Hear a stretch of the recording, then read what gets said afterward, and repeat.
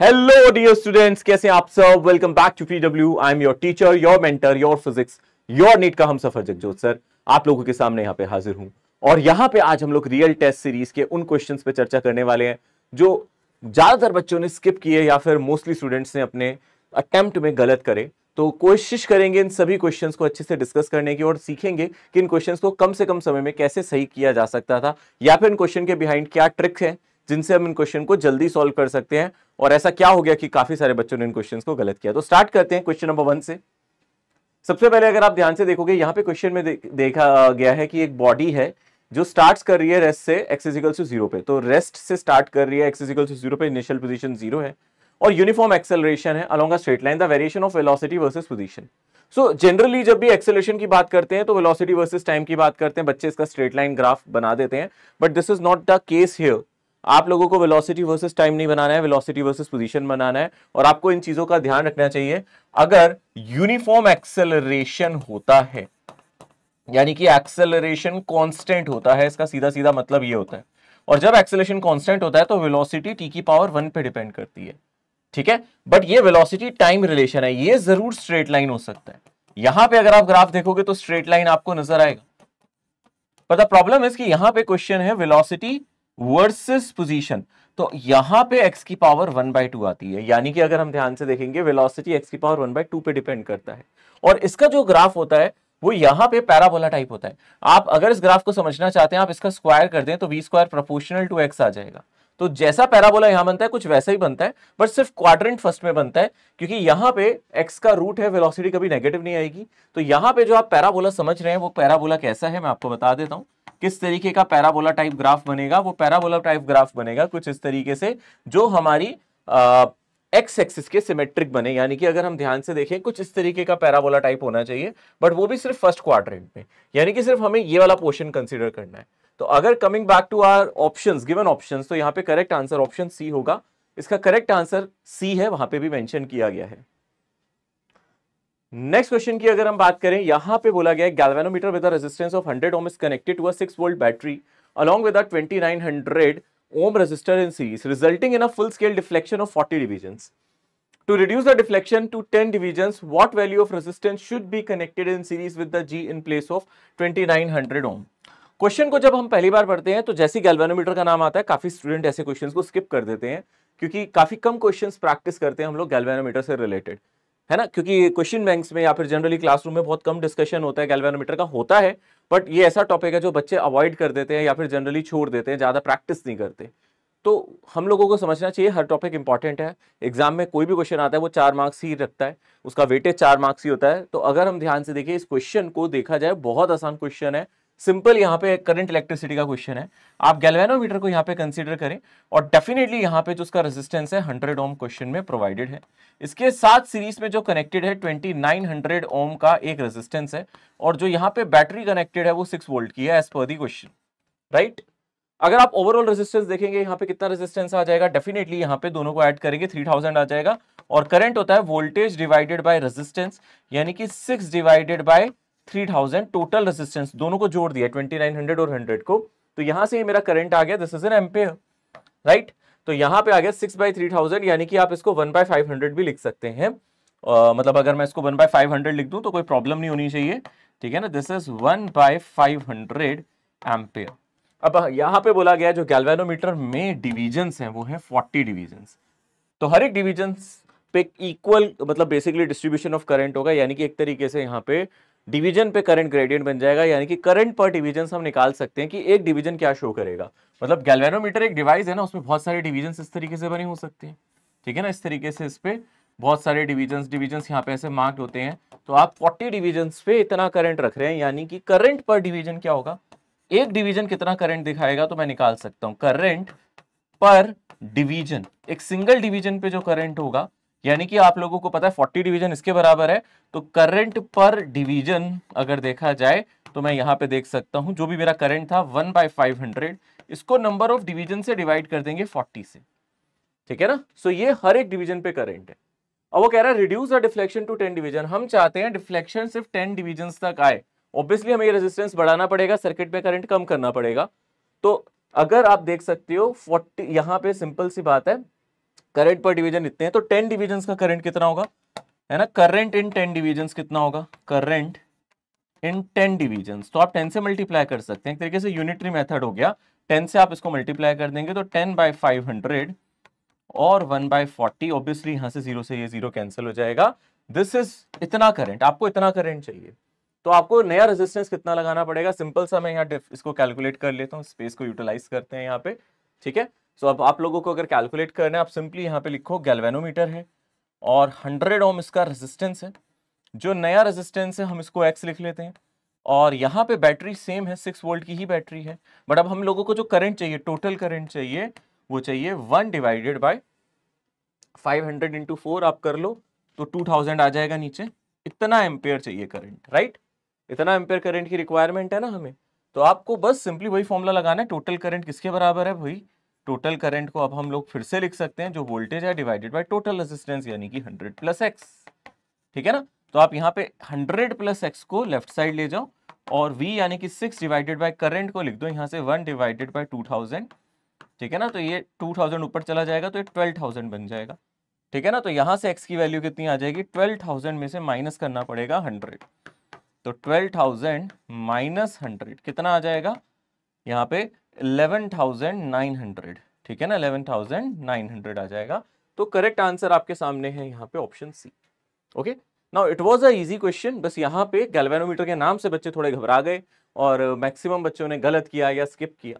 Okay, next question की अगर हम बात करें, यहाँ पे in the transient circuit shown the time constant of the circuit. Time constant निकालने का सिंपल सा तरीका, सिंपल सा फंडा होता है कि यहाँ पे आपके जितने भी वोल्टेज सोर्सेज हैं, इनको हम लोग कंसीडर कर लें एज आइडियल वायर, मतलब सर्किट को रीड्रॉ करें, इन सभी को आप आइडियल वायर से रिप्लेस करें, और अक्रॉस द कैपेसिटर आप टोटल रेजिस्टेंस निकाल लें कि रेजिस्टर क्या ऑफर हो रहा है कैपेसिटर को। यानी कि अगर मैं सर्किट को रीड्रॉ कर दूं तो आप लोगों को समझ में आएगा, यहाँ सर्किट है आर, है ना, मतलब यहाँ पे बैटरी को दिखाना ही नहीं है, उसको एक आइडियल वायर से रिप्लेस करना है, ठीक है। सो यहाँ पे ये मेरा सर्किट है अगेन आर, और इस कैपेसिटर के अक्रॉस हम लोग, मतलब इस पॉइंट को कुछ ए और इसको बी मान लेते हैं, हम इस कैपेसिटर के ए बी के अक्रॉस बेसिकली रिजल्टेंट रेजिस्टेंस निकाल लेंगे और काम हमारा बन जाएगा। और यहाँ पे हमारा सर्किट, इसको क्लोज कर दिया गया होगा कुछ इस तरीके से। सो आप देख सकते हैं ये आर और ये 2R, ये आपस में कैसे हैं, अगर आप इन दोनों का रिजल्टेंट निकालेंगे, इन दोनों का रिजल्टेंट कैसे आ जाएगा, ये दोनों आपस में सीरीज में ही हो जाएगा, 3R हो जाएगा। अब ये 3R और R आपस में कैसे हैं, पैरेलल में, इन दोनों का कैसा रिजल्ट आएगा, पैरेलल, तो इन दोनों का पैरेलल कॉम्बिनेशन कितना आ जाएगा, ये हो जाएगा 3R into R divided by 3R plus R, यानी कि 4R, यानी कि 3R/4, 3R/4। अभी तक इन दोनों का 3R और R का 3R/4, और फिर 3R/4 इसके साथ R के साथ सीरीज में। फाइनली जो मेरा R इफेक्टिव यहाँ पे आएगा वो आएगा 3R/4, और वो इसके साथ सीरीज में इसके साथ, यानी कि 7R/4, सिंपल, ठीक है ना। और यहाँ पे सिंपल सी बात है, जो हम लोगों को टाइम कांस्टेंट चाहिए होता है, टाइम कांस्टेंट यहाँ पे होता है, जो भी आपने R इफेक्टिव निकाला है मल्टीप्लाई बाय C, यानी कि 7R/4 into C। This is the correct answer, जो कि अगेन एक सिंपल सवाल था और आप इसको देख सकते हैं। नेक्स्ट क्वेश्चन में अगर हम ध्यान से देखें, the resistance of a platinum wire of platinum resistance thermometer at a ice point is 5 ohm and at a steam point is 5.23 ohm. When the thermometer is inserted in a hot bar, the resistance of the platinum wire is 5.795. The calculate the temperature of the bath. Simple सी बात है, यहाँ पे resistance का variation है temperature के साथ। जो फॉर्मूला हम लोगों को यहाँ पे अप्लाई करना चाहिए वो फॉर्मूला होता है R is equals to R0 1 plus alpha delta T, है ना, अल्फा डेल्टा टी। सो अगर आप इस फॉर्मूले की बात करें, R resistance at some temperature T होता है, R0 रेजिस्टेंस एट 0 होता है, यानी कि जो यहाँ पे हम लोगों को दे रखा है 0 डिग्री सेल्सियस, यानी कि जिसको हम लोग यहाँ पे आइस पॉइंट कह रहे हैं। Ice point is a temperature जिसको आप 0 डिग्री सेल्सियस लिख सकते हो, right. Steam point you know very well, steam point के बारे में अगर आप जानते हो तो ये 100 डिग्री सेल्सियस होता है, राइट, होता है ना 100 डिग्री सेल्सियस, इसको हम स्टीम पॉइंट कहते हैं। तो अब आप इस क्वेश्चन में सब्स्टिट्यूट करो द गिवन डाटा। आपको पता है यहाँ पे 5 ओम क्या दिया हुआ है, अगर हम इस 5 ओम की बात करें, ये रेजिस्टेंस हमारा आइस पॉइंट पे है, यानी कि R0 हमारा 5 ओम हम लोगों को दिया है। सो एक बार हम लोगों को स्टीम पॉइंट पे रेजिस्टेंस दिया और एक बार आर्बिट्री टेम्परेचर पे, आर्बिट्री टेम्परेचर ही को हमें निकालना है कि वो टेम्परेचर क्या है। तो पहले हम इस डाटा का यूज करेंगे, हम यहाँ पे लिखेंगे 5.23 और R0 की जगह लिखेंगे 5, ठीक है। और यहाँ पे कितना आ जाएगा, आप 5 को अंदर मल्टीप्लाई कर दो, 5 + 5 अल्फा डेल्टा टी। अल्फा कितना है अगर हम ध्यान से देखेंगे यहाँ पे, आप डायरेक्टली एक काम भी कर सकते हो, डेल्टा आर का भी फॉर्मूला यूज कर सकते हो। डेल्टा आर का formula R naught alpha delta T होता है ना। तो 5.23 माइनस 5.23 डेल्टा आर का मतलब ये रेजिस्टेंस माइनस ये रेजिस्टेंस, तो ये 0.23 आ जाएगा डायरेक्टली। और आर नोट से आप डिवाइड कर दोगे, डिवाइडेड बाय 5, ये हो जाएगा मेरा अल्फा डेल्टा टी, है ना। यानी कि अल्फा और डेल्टा टी अगर आप ध्यान से देख रहे हो, डेल्टा टी यहाँ पे 100 है, क्योंकि स्टीम पॉइंट मेरा 100 है, 100 माइनस 0, तो अल्फा की वैल्यू आ गई 0.23, ठीक है, डिवाइडेड बाय 500। 0.23 डिवाइडेड बाय 500, ये हमने अल्फा निकाल लिया। Once we get the alpha, हम इस इक्वेशन को दोबारा इस्तेमाल करेंगे। अब दोबारा से रीयूज करेंगे इसी फॉर्मूले को, R is to R naught 1 + alpha delta T, है ना, 1 + अल्फा डेल्टा टी, इस फॉर्मूले को यूज करेंगे। अगेन यहाँ पे इसकी जगह अगर आप डेल्टा आर का यूज करोगे तो ज्यादा जल्दी हो जाएगा। Delta R is to R naught alpha delta T दोबारा यूज करेंगे, बट अब इस टेम्परेचर को रेफरेंस लेके करेंगे, यानी कि इस टेम्परेचर पे टी मानेंगे। अब हमें इसका टेम्परेचर नहीं पता, हम टी मान लेते हैं। तो डेल्टा आर कितना आ जाएगा, ये माइनस आर नॉट, है ना, आर माइनस आर नॉट, यानी कि 0.795, ठीक है, 0.795। ये कैसे आया, सॉरी 795, ये कैसे आया, डेल्टा आर बेसिकली इसमें से हम लोग आर नोट को माइनस कर रहे हैं, जो भी हमारा टेम्परेचर है इसमें से आर नोट को माइनस कर रहे हैं। अगेन आप आर नोट से डिवाइड करेंगे तो 5 आ जाएगा, और यहाँ पे अल्फा भी आ जाएगा, और ये डेल्टा टी आ जाएगा, और डेल्टा टी ही टी माइनस 0 है, यानी कि टी आ जाएगा। तो 0.795 0.795 डिवाइडेड बाय 5, और अल्फा की जगह आप कितना डालोगे, अगर आप ध्यान से देखोगे अल्फा की जगह आप डालोगे 0.23, है ना, और डिवाइडेड बाय 500, ठीक है। अब देखो इस 5 और ये टी के बराबर आ गए। अब देखो इजी कैलकुलेशन है, ज्यादा कुछ है नहीं, 5 को इससे कैंसिल करोगे, यहाँ 100 आ जाएगा, इस 100 को ऊपर मल्टीप्लाई कर दोगे तो यहाँ से टी आ जाएगा, ये आ जाएगा 70, अगर हम ध्यान से देखें यहाँ पे आ जाएगा 7, ये 100 ऊपर गया ना, 79.5, 100 मल्टीप्लाई कर दिया मैंने इसको, डिवाइडेड बाय 0.23, डिवाइडेड बाय 0.23, ऐसा कुछ आंसर आ रहा है। ऑप्शंस को देख लो, यहाँ पे थोड़ा इजी हो जाएगा। ये मुझे ऑप्शन नजर आ रहा है 750/23, इसको आप ऐसे लिख सकते हो 7950 डिवाइडेड बाय 23। मैं 2 डेसिमल यहाँ से हटा दूंगा ना, 2 डेसिमल ऊपर शिफ्ट हो जाएंगे, तो this is the correct choice, option C. Option C आपको यहाँ पे सही नजर आएगा। नेक्स्ट क्वेश्चन है यहाँ पे, in a game of a pool of players strikes the cue ball which has a mass of 0.17 kg. It travels at a constant velocity of 4 before colliding head-on and stationary ball which also has a mass itna. The collision in elastic and 10% of the system initial energy is lost as sound and heat during impact.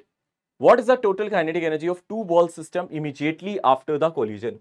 So question साफ है, यहाँ पे inelastic collision का सवाल है, और आपको पता है inelastic collision में जो लॉस होता है वो एनर्जी का होता है, मोमेंटम रिमेन्स कंजर्व्ड।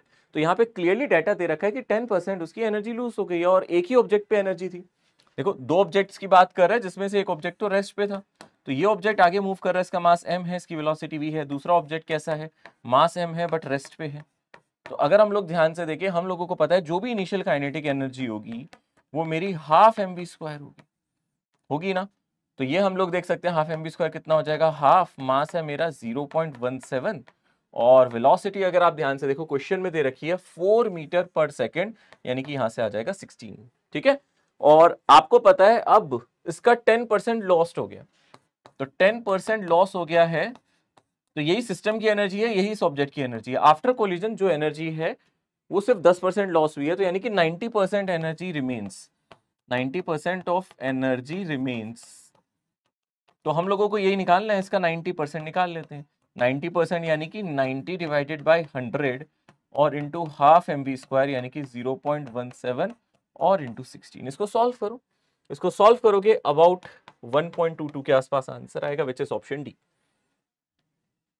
नेक्स्ट यहाँ पे क्वेश्चन है, guided cluster bomb of total mass 12m is travelling horizontally with a uniform velocity v in the x direction.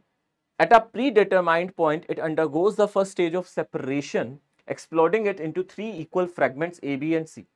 Fragment A comes to complete stop. Fragment B moves with a velocity 2v in plus x direction relative to ground.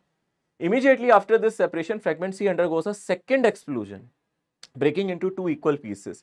Fragment C1 moves in a negative x direction with a velocity u related to fragment C's velocity just before the second explosion. What is the final speed of fragment C2 relative to ground? देखो ये question I will say कि it's not that tough, but it is actually lengthy question, क्योंकि यहाँ पे language बहुत typical है और इस क्वेश्चन की अगर आप लेंथ देखेंगे इतनी बड़ी है कि समझने में गड़बड़ कर सकते हैं, और रिलेटिव वेलोसिटी का कांसेप्ट होता है तो उसमें गलती होने के चांसेस बनते हैं। तो मैं आपको बताता हूं कि इस क्वेश्चन को पहले ब्रेक करें यहाँ पे स्टेप बाय स्टेप, तो आप इसको लाइन बाय लाइन रीड करेंगे तो ये क्वेश्चन सॉल्व करना आसान होगा। जैसे कि सबसे पहले मुझे यहाँ समझ में आता है जो बॉम्ब है उसका मास 12 m है और 3 पार्ट्स में तोड़ा जा रहा है, और पहले वो हॉरिजॉन्टली किसी वेलोसिटी से जा रहा था प्लस एक्स डायरेक्शन में। ठीक है ना, यहां तक एबीसी 3 फ्रेगमेंट तक तोड़ा गया, मैं यहां तक क्वेश्चन को समझ पा रहा हूं। ठीक है, सो यहां पे इसके बाद उसने बोला फ्रेगमेंट ए रुक जाता है, फ्रेगमेंट बी +2 से जाता है एक्स डायरेक्शन में। तो चलो इस तक क्वेश्चन को समझते हैं। यहाँ पे 12 m का अगर कोई ऑब्जेक्ट है ना, और वो कहां जा रहा है, v से जा रहा है, तो हम वी आई कैप इसकी वेलोसिटी ले लेते हैं।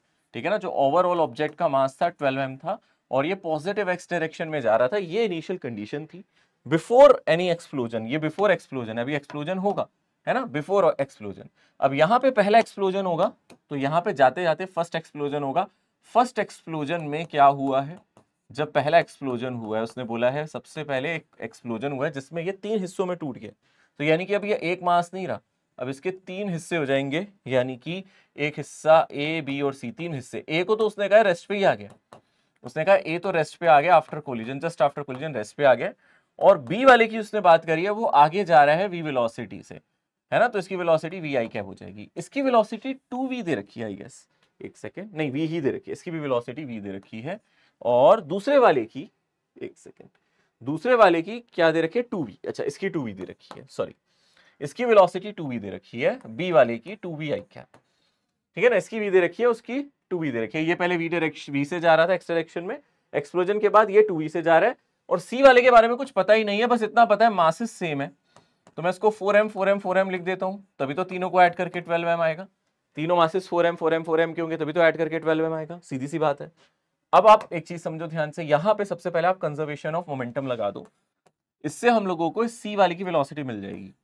Conservation of linear momentum, explosion में लीनियर मोमेंटम कंजर्व होता है, काइनेटिक एनर्जी कंजर्व नहीं होती, प्लीज याद रखें।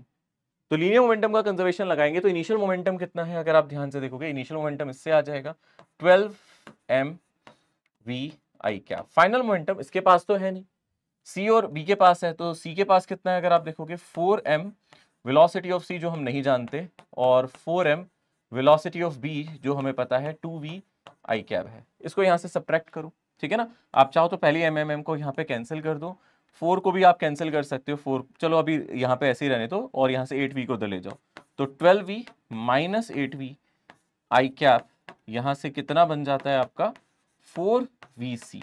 तो आप देखोगे ये कितना हो जाएगा 4v आई कैप, तो 4v i cap is equals to 4vc। तो यहां से आपको vc मिल जाएगा, vc हमें v आई कैप मिल रही है, मतलब vc की जो वेलोसिटी है वो हम लोगों को vc मिल गया, हमें vc हमें कितना मिला v आई कैप, मतलब ये भी पॉजिटिव एक्स डायरेक्शन में जा रहा है इस वेलोसिटी से। ये फर्स्ट कंजर्वेशन मैंने लगाया, ठीक है, आई होप यहां तक चीज समझ में आई होगी। क्वेश्चन में अब नई चीज ये हुई कि अब आपको ए और बी को देखना ही नहीं है, सिर्फ आपको देखना है सी को, ठीक है ना, मैं इसको यहां से ब्लू कलर से दिखा रहा हूं, हमें देखना है सी को। उसने कहा थोड़ी देर बाद सी भी सेकंड एक्सप्लोजन होता है, और सेकंड एक्सप्लोजन सिर्फ सी में हो रहा है, ठीक है ना, सेकंड एक्सप्लोजन के बाद ये सी 2 हिस्सों में टूट गया, बिफोर कोलिजन है ना, ये बिफोर कोलिजन अभी नहीं हुआ है। आपको पता है अब ये किससे जा रहा था, सिर्फ इस मास को देखो, सिर्फ इसका मास था हमारा 4m और ये वी आई कैप से जा रहा था। बट सेकंड एक्सप्लोजन जैसे ही हुआ, दूसरा धमाका हुआ, तो सी भी 2 हिस्सों में टूट गया, तो यहां पे इसके 2 हिस्से हो गए, C1 C2, एक हिस्सा C1 और एक हिस्सा C2, ठीक है ना, यही बोला गया। पढ़ते हैं क्वेश्चन में और क्या डेटा दिया था, यही तो इसकी लेंथ है क्वेश्चन की, काफी ज्यादा है। अब इसने बोला है immediately after this separation fragment C undergoes a second explosion breaking into 2 equal pieces, again दोनों पीसेस इक्वल है C1 C2, C1 moves in a negative x direction with a velocity u relative to c's velocity। कहने का मतलब है यहां पे आपको relative velocity दी रखी है, velocity relative velocity of C1 with respect to C, ठीक है ना, ये रिलेटिव वेलोसिटी का फॉर्मूला क्या होगा, velocity of C1 minus velocity of C, simple. और ये वेलोसिटी आपको दे रखी है u, और नेगेटिव एक्स डायरेक्शन में यानी कि माइनस यू आई कैप लिख देना चाहिए हमें, ठीक है। और यहाँ पे हम VC1 लिख देते हैं और माइनस VC अब हम लोग जानते हैं वो कितना है, अगर आप देखोगे वी आई कैप, ठीक है ना। ये कितना अगर आप ध्यान से देखोगे वी आई कैप है। ओके, क्लियर है। ये क्या है अगर हम ध्यान से देखेंगे VC1 है, इसको इधर ले जाओ, इसको अब हम लोग क्या करेंगे लेफ्ट साइड ले जाएंगे, तो यहाँ पे VC1 हम लोगों को कितना मिल जाएगा, VC1 हमें मिल जाएगा यहाँ पे क्लियरली ये हो गया मेरा, एक सेकेंड, ये हो जाएगा v i cap V minus u i cap, ये बन जाएगा, ठीक है ना। ये वेलोसिटी ऑफ C1 बन गई हमारी, पर हमें वेलोसिटी पूछी है C2 की। अब यहाँ पे मोमेंटम कंजर्वेशन लगेगा दोबारा, ठीक है ना। अब हम लोगों को वेलोसिटी पूछी है क्योंकि C2 की, तो मोमेंटम कंजर्वेशन लगेगा। इनिशियल मोमेंटम आप इसका देखो बिफोर एक्सप्लोजन वो है 4m वी आई कैप, और आफ्टर कोलिजन अगर आप ध्यान से देखोगे इसका मास भी 2m है और इसका मास भी 2m है, इक्वल मासेस में 4m का पार्टिकल इक्वल मास में ब्रेक हो गया, तो 2m VC2 और यहाँ पे 2m VC1 ऐसे लिखना चाहिए, है ना। तो अगर हम ध्यान से देखेंगे यहाँ पे हम m कैंसिल, 2 भी कैंसिल कर सकते हो, तो ये 2v आई कैप आ जाएगा और यहाँ से आ जाएगा VC2 और प्लस VC1 वेक्टर, है ना।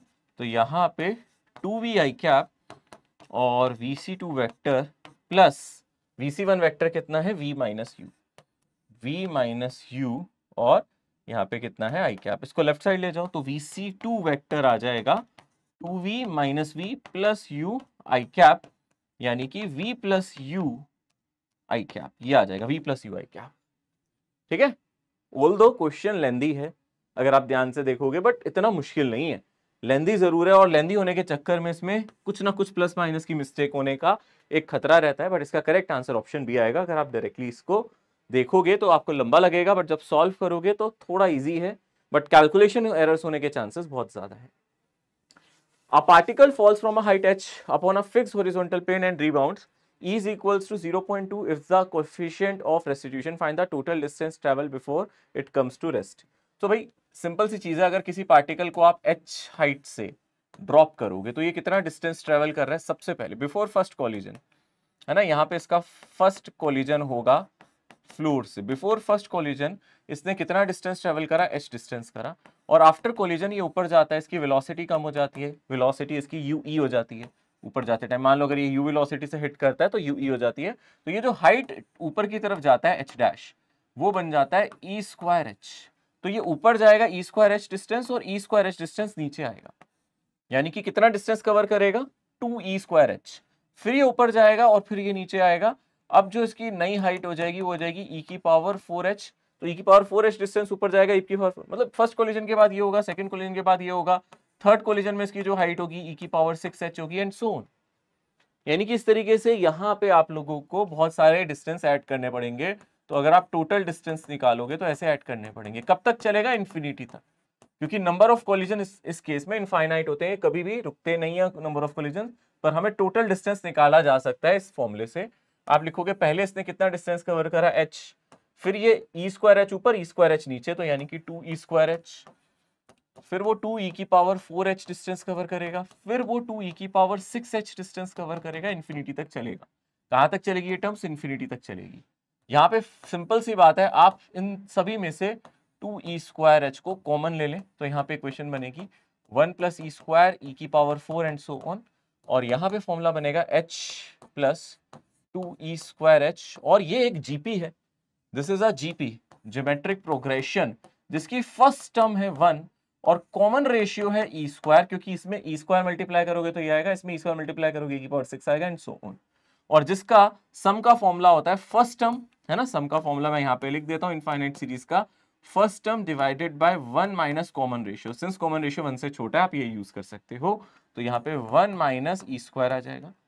थोड़ी सी कैलकुलेशन है, आप h को फिर से यहाँ पे कॉमन लो, यहाँ बचेगा 1 plus 2e square divided by 1 minus e square, तो यहाँ पे आ जाएगा एलसीएम अगर आप लोगे 1 माइनस e स्क्वायर, यहाँ बनेगा 1 minus e square plus 2e square, तो यहाँ से आ जाएगा h, और यहाँ बनेगा ऊपर 1 प्लस e स्क्वायर और 1 माइनस e स्क्वायर, ये बन जाएगा।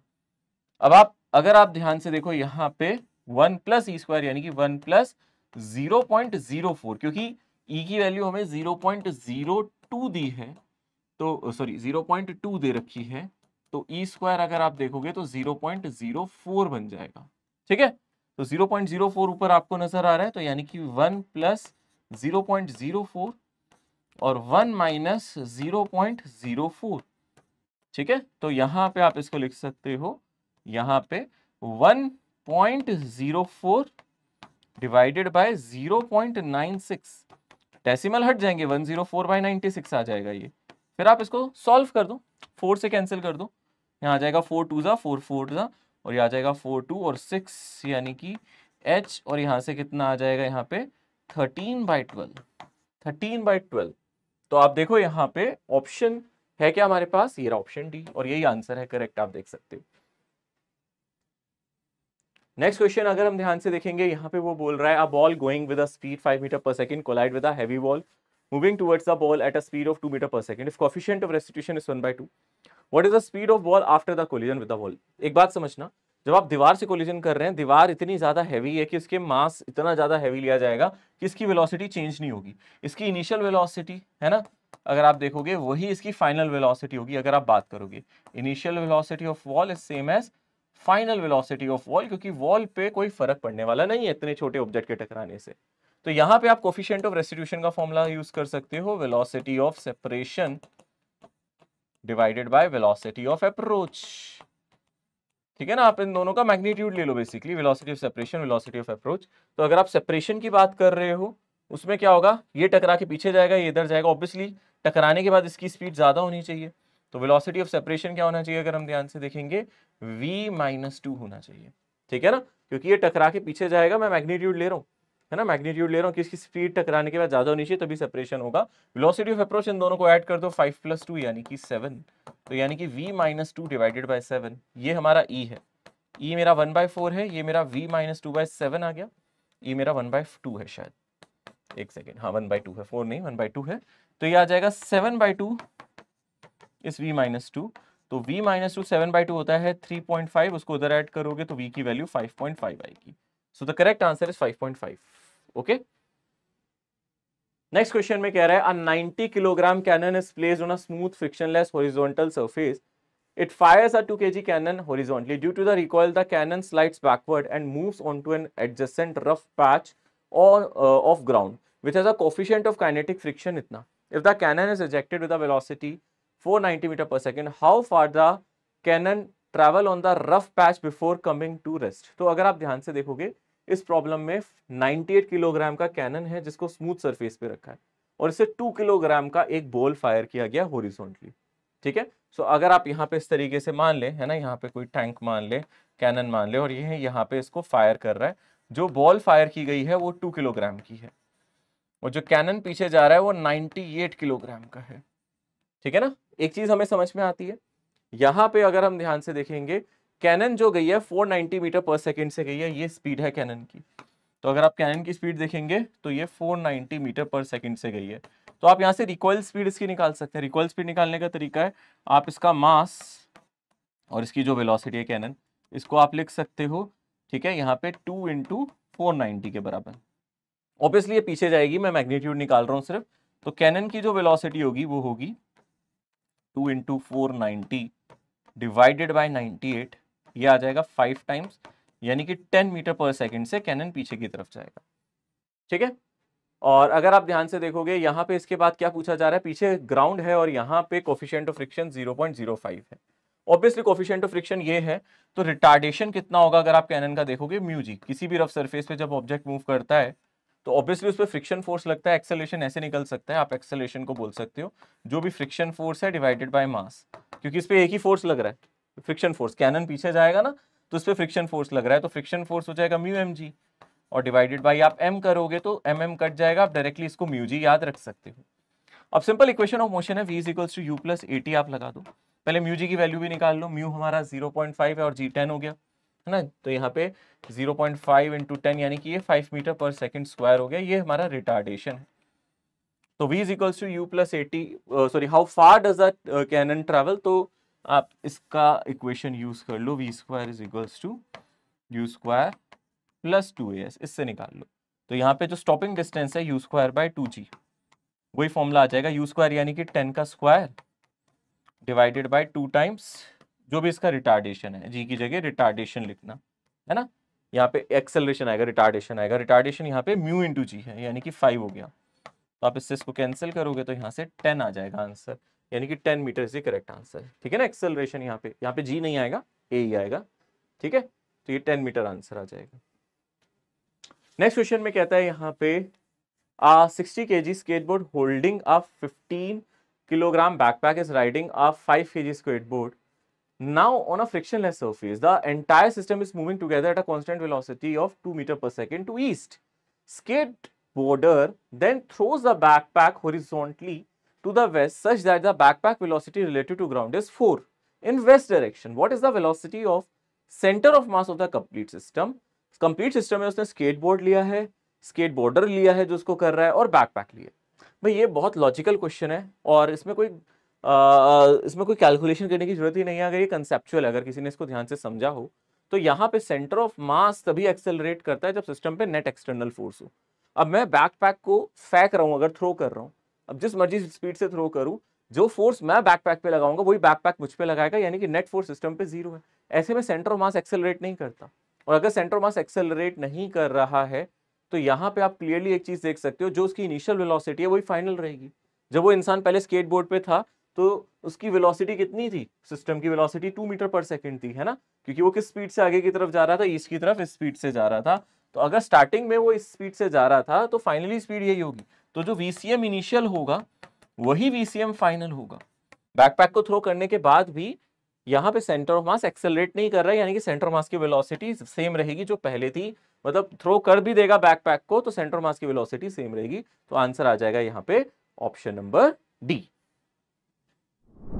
हेलो बच्चों, नमस्कार सभी को। तो आज का हमारा ये जो सेशन है, आज के सेशन में हम लोग डिस्कस करने वाले हैं केमिस्ट्री के कुछ ऐसे क्वेश्चंस के बारे में जो अभी तक के RTS की जो टेस्ट सीरीज हुई है उसमें बच्चों के द्वारा सबसे ज़्यादा छोड़े गए क्वेश्चन है, ठीक है। तो हमारा नाम है अजय कुमार और आज हम लोग केमिस्ट्री के क्वेश्चंस पर डिस्कस करने वाले हैं। और ये क्वेश्चंस वो क्वेश्चंस हैं, देखिए जैसा कि यहाँ पे लिखा ही है कि मोस्ट इनकरेक्ट या स्किप्ड क्वेश्चन, मतलब कि बच्चों के द्वारा जो सबसे ज़्यादा गलत किए गए क्वेश्चन है या फिर एग्जाम में जो सबसे ज़्यादा छोड़े गए क्वेश्चन है, उन क्वेश्चंस के ऊपर हम लोग डिस्कस करने वाले हैं और देखने वाले हैं उन पे क्या कहानी, उनके पीछे क्या कॉन्सेप्ट है। तो आइए 1 बाय 1 क्वेश्चंस को देखते हैं। तो जैसा कि फर्स्ट क्वेश्चन हमारे पास है कि आप इसको देखें, इनऑर्गेनिक केमिस्ट्री का क्वेश्चन है और अप्रॉक्स जितने भी बच्चों ने इस क्वेश्चन का आंसर किया है अभी तक के RTS में, उसमें 51.2% बच्चों का ये क्वेश्चन रॉन्ग हुआ है और डिफ़िकल्टी लेवल देखें तो मॉडरेट ही था। तो चलिए इसको देखते हैं, इसमें क्या कहानी है। कह रहा है consider the following statements regarding d block elements. Total d block elements are 40, बिल्कुल ये करेक्ट स्टेटमेंट है क्योंकि आपको पता है 10 ग्रुप्स हैं और उन 10 ग्रुप्स में 4 करके टोटल 40 एलिमेंट्स रखे गए हैं। तो अगर हम यहाँ पे देखें तो फर्स्ट स्टेटमेंट जो है वो तो आपकी करेक्ट है कि टोटल डी ब्लॉक एलिमेंट्स क्या है, 40 हैं। First statement is correct. All d block elements are found in nature, नहीं, सभी डी ब्लॉक एलिमेंट्स नेचर में नहीं मिलते हैं। कुछ डी ब्लॉक एलिमेंट्स ऐसे हैं जो लेबोरेटरी में भी फॉर्म किए गए हैं, आर्टिफिशियल हैं। तो ये स्टेटमेंट तो इनकरेक्ट है। And these are also known as transition element, तो D block elements are also known as transition elements, this is correct statement. तो यहाँ पे दो ऑप्शन आपके करेक्ट है, ए एंड सी। तो ऑप्शन नंबर सी इस क्वेश्चन का क्या था, करेक्ट था, ठीक है। तो ये आपका फर्स्ट क्वेश्चन है, बहुत ही बेसिक सा बात है। डी ब्लॉक एलिमेंट्स के बारे में बातें थी तो आपको डी ब्लॉक के बारे में सारी इंफॉर्मेशन है, तो आपने इस क्वेश्चन को इजिली सॉल्व कर लिया होगा। चलिए फिर हम लोग नेक्स्ट क्वेश्चन पर मूव करते हैं and the next question is, ये भी इनऑर्गेनिक केमिस्ट्री का क्वेश्चन है एंड इसको देखो अप्रॉक्स 63.8% बच्चों ने गलत किया हुआ है। और इस क्वेश्चन में कह रहा है the maximum covalency of boron. तो बोरॉन की मैक्सिमम कोवेलेंसी आपको कहां देखने को मिलेगी, आप देखेंगे तो BF4 माइनस आयन में बोरॉन की जो कोवेलेंसी होती है वो कितनी होती है, 4 होती है। तो यहाँ पे आपका इस क्वेश्चन का जो आंसर है वो क्या होगा, बी ऑप्शन करेक्ट है, 4। Maximum covalency of boron is 4, ठीक है। बोरॉन की मैक्सिमम कोवेलेंसी कितनी हो सकती है, 4 होती है, ठीक। चलिए नेक्स्ट क्वेश्चन पर मूव करें अगर, तो नेक्स्ट क्वेश्चन भी आपका इनऑर्गेनिक केमिस्ट्री से रिलेटेड है और यहाँ पर आप देख सकते हैं कितने % बच्चों ने इस क्वेश्चन का भी आंसर रॉन्ग दिया हुआ है।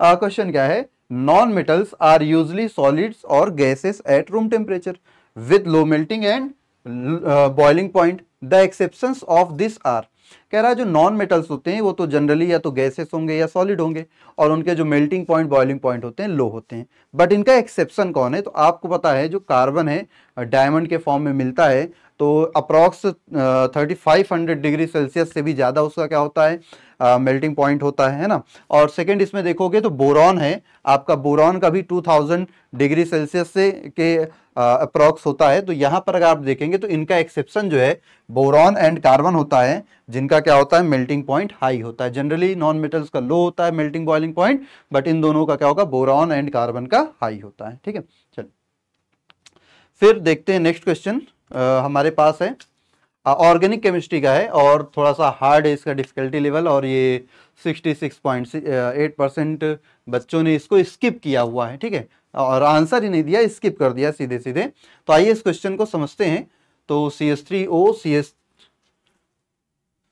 चलिए तो इसको देखते हैं, CH3OH CH फिर CH CH CHOH CH3। Okay, तो आपका कंपाउंड कुछ ऐसा है, CH3 CH, यहाँ पे आपके पास OH फिर CH डबल बॉन्ड CH फिर आपके पास CH OH एंड CH3, कुछ इस टाइप से आपके पास ये क्वेश्चन है। ठीक है, इस क्वेश्चन को नेम दिया गया है X।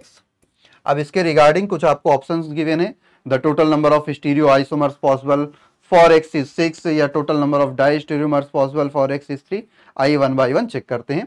तो स्टीरियोमर्स देखना है तो सबसे पहले आप देखो क्या यहाँ पे, sorry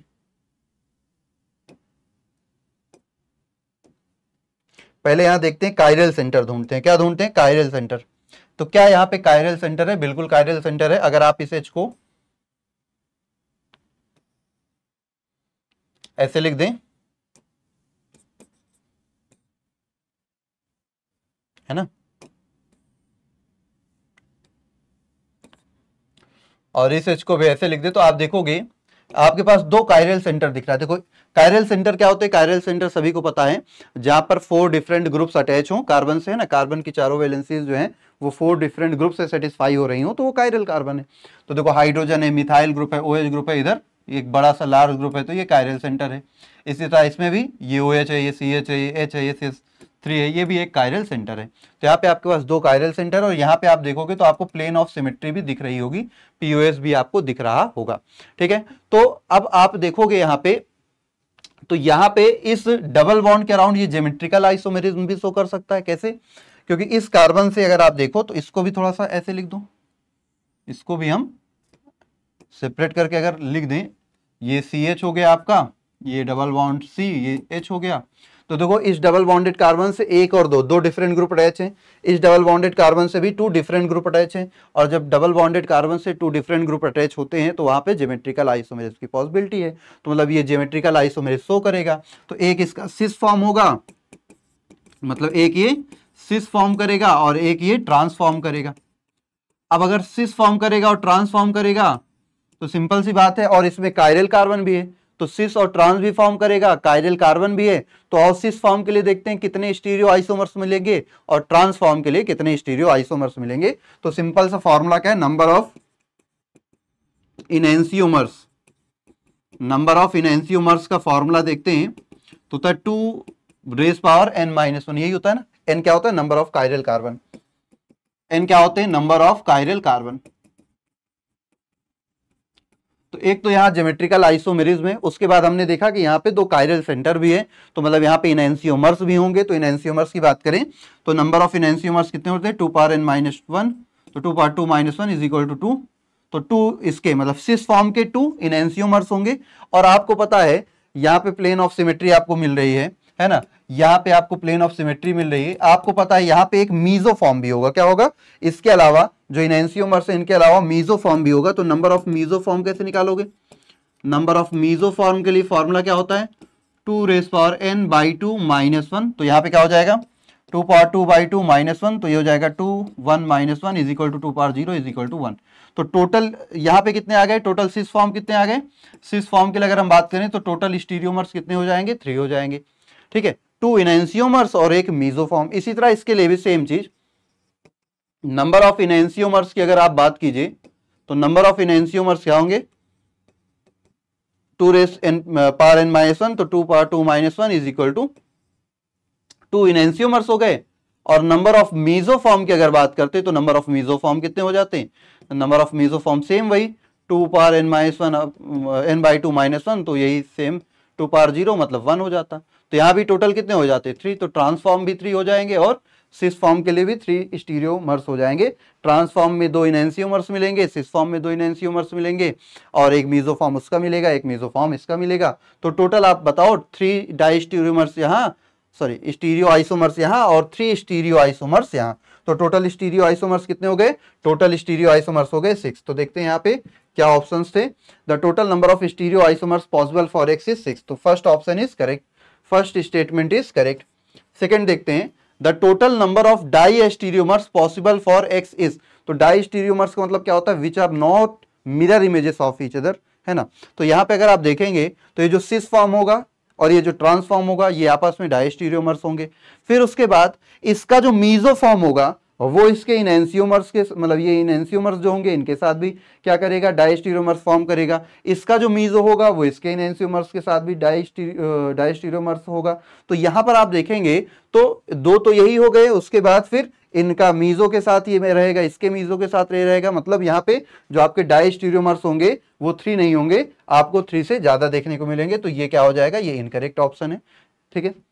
if the stereochemistry about the double bond is in X is trans, the number of enantiomers possible for X is 4। कह रहा है कि अगर डबल बॉन्ड के अराउंड जो आपका स्टीरियो केमिस्ट्री हो ट्रांस हो करे तो वहां पर फिर इनएंसियोमर्स 4 होंगे, ऐसी बात नहीं है। अब देखो ट्रांसफॉर्म के लिए इनएंसियोमर्स कितने मिल रहे हैं? ट्रांसफॉर्म के लिए इनएंसियोमर्स आपको 2 मिल रहे हैं और यहाँ पे क्या कह रहा है? यहाँ पे कह रहा है 4 मिलेंगे। तो ये पॉसिबिलिटी नहीं है, ये भी इनकरेक्ट है। And then if the stereochemistry about the double bond in X is 6, the number of enantiomers possible for X is 2। बिल्कुल सही बात है। अगर डबल बॉन्ड के अराउंड सिस फॉर्म की बात करें तो यहाँ पे कितने इनएंसियोमर्स मिलेंगे? 2 इनएंसियोमर्स देखने को मिलेंगे। तो ये स्टेटमेंट जो है ये करेक्ट है। तो दिस ऑप्शन इज करेक्ट। तो A is correct and D is correct. तो ए एंड डी ओनली। तो option number A is correct for this question, ठीक है। Option number A is correct for this question. बस आपको यहाँ पे number of chiral centre देखने थे, प्लेन ऑफ सिमेट्री थी तो मीजोफॉर्म भी आपको मिल जाता। तो पहले हमने देखा कि अगर यहाँ पे देखो जीआई है, ज्योमेट्रिकल आइसोमेरिज्म है, तो एक सिस फॉर्म एक ट्रांसफॉर्म। तो सिस फॉर्म के लिए इनएंसियोमर कितने होंगे? 2 पावर n माइनस 1। ट्रांसफॉर्म के लिए इनएंसियोमर कितने होंगे? 2 पावर n माइनस 1। फिर दोनों के मीजोफॉर्म भी होंगे। तो मीजोफॉर्म क्या होता है? 2 पावर n बाई 2 माइनस 1। तो इससे मीजोफॉर्म निकाला तो टोटल यहाँ पे 3 स्टीरियो आइसोमर्स मिले, टोटल यहाँ 3 मिले, 3 3 6 हो गए। और अगर सिस की बात करें तो 2 इनएंसियोमर्स, ट्रांस की बात करें तो 2 इनएंसियोमर्स। तो A and D R correct. Next, तो इस क्वेश्चन को आप नोट कर लीजिएगा। फिर हम लोग मूव करते हैं नेक्स्ट क्वेश्चन की तरफ। चलिए, तो the next question is plus mandelic acid has specific rotation of plus 158 degree. The observed specific rotation of the mixture containing 30% mandelic acid and 70% mandelic acid, ये माइनस और ये plus mandelic acid will be. देखें question बहुत ही easy है। यहाँ पे सबसे पहले आपको इनएंसियोमेरिक एक्सेस फाइंड आउट करना होगा। क्या फाइंड आउट करना होगा? इनएंसियोमेरिक एक्सेस। तो इनएंसियोमेरिक एक्सेस फाइंड आउट करने का फॉर्मूला क्या होता है? d minus L upon D plus L into 100।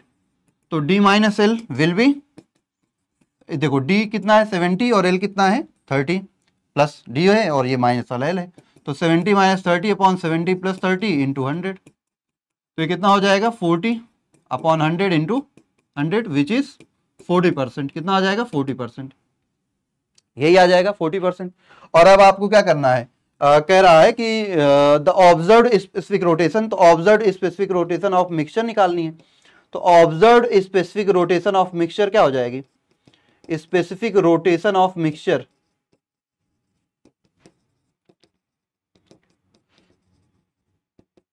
जो स्पेसिफिक रोटेशन है वो कितना है? Plus 158।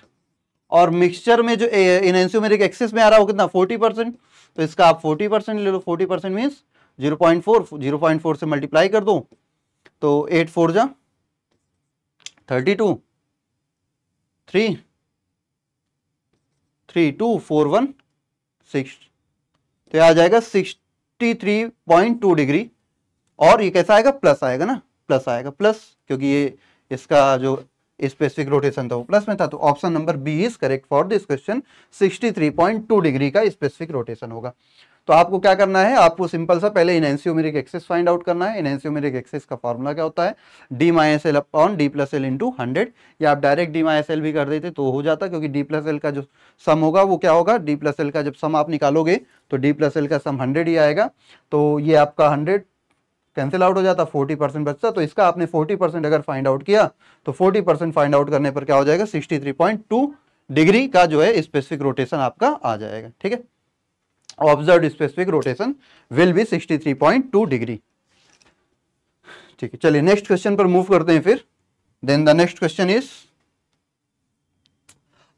This question is also related to organic chemistry and percentage देख सकते हैं। इस क्वेश्चन को भी स्किप करने वाले परसेंटेज जो हैं वो कितने हैं, 65.8% है। और ये किस कैटेगरी में है, डिफिकल्ट की कैटेगरी में रखा गया है। बट आप अगर देखोगे तो आपको बड़ा ही आसानी से ये समझ में आएगा कि ये क्वेश्चन जो है वो बिल्कुल भी डिफिकल्ट नहीं है, बहुत ही आसान सा क्वेश्चन है। आप इस क्वेश्चन को देखेंगे तो ईजिली आपको समझ में आ जाएगी सारी कहानी, कि इसमें कुछ भी ऐसा नहीं है कि आपको परेशान कर रहा हो। ठीक है, तो आइए देखते हैं इसकी कहानी, समझते हैं। देखिए, अब ये जो कैटलिस्ट आपको है, पहले इसको हम फॉर्म कर लेते हैं। तो फॉर्म करते हैं तो देखिए क्या है यहाँ पर। देखिए, सबसे पहले एक मिथाइल ग्रुप है, फिर सिंगल बॉन्ड है, फिर यहाँ पे ट्रिपल बॉन्ड है, फिर उसके बाद आपके पास यहाँ पे फिर से कार्बन है, और कार्बन के पास फिर से आपके पास मिथाइल ग्रुप है, हाइड्रोजन है। तो यहाँ पे आपके पास एक मिथाइल ग्रुप है, इसको हम ऐसे ही बना दे रहे हैं। ठीक है, ऐसे समझ लो, यहाँ मिथाइल ग्रुप है, यहाँ पे हाइड्रोजन है, अगेन आपके पास यहाँ पे जो है सिंगल बॉन्ड, यहाँ पे हाइड्रोजन है, फिर यहाँ पे जो है आपके पास डबल बॉन्ड है, और यहाँ पे मिथाइल ग्रुप है, फिर से हाइड्रोजन है। कुछ इस तरीके से, ये इस तरीके से आपके पास ये कंपाउंड है। और क्या यहाँ ट्रिपल बॉन्ड है, बिल्कुल नहीं, ट्रिपल बॉन्ड नहीं है। तो अब यहाँ पे देखोगे आप, कैटलिस्ट जो है H2PD बेरियम सल्फेट, तो इस कैटलिस्ट को तो आप जानते ही होंगे। ये कैटलिस्ट कौन सा है, ये कैटलिस्ट है आपका लिंडलार्स कैटलिस्ट। और ये क्या करता है, इसको आपको पता है ट्रिपल बॉन्ड पे क्या करेगा, सिन एडिशन, है ना। ट्रिपल बॉन्ड पे क्या शो करेगा, सिन एडिशन। जहां पर आपके पास ट्रिपल बॉन्ड होगा उस ट्रिपल बॉन्ड पे क्या करेगा, सिन एडिशन करेगा। ट्रिपल बॉन्ड पे क्या करेगा, आपका सिन एडिशन करेगा। तो अब आप पहले यहां देखो कि क्या ये कंपाउंड ऑप्टिकली एक्टिव है या नहीं है। तो आइए हम देखते हैं ये कंपाउंड ऑप्टिकली एक्टिव है या नहीं। तो उसके लिए क्या ढूंढना पड़ेगा, काइरल सेंटर। तो आप इस वाले कार्बन को देखो तो एक मिथाइल ग्रुप है, एक हाइड्रोजन है, एक इधर ट्रिपल बॉन्ड वाला ग्रुप है, और एक इधर डबल बॉन्ड वाला ग्रुप है। तो अभी ये ऑप्टिकली एक्टिव कंपाउंड है। कैसा कंपाउंड है, ऑप्टिकली एक्टिव, क्योंकि कंपाउंड में अगर मिनिमम एक कायरल सेंटर हो तो कंपाउंड कैसा होता है, ऑप्टिकली एक्टिव होता है। वो कैसा होता है, ऑप्टिकली एक्टिव होता है। अब देखो, जब ये आपका लिंडलार्स कैटलिस्ट यहाँ पे एडिशन करेगा तो कैसा एडिशन करेगा, हमने कहा सिन एडिशन करेगा। तो भाई साहब सिन एडिशन करवा दीजिए।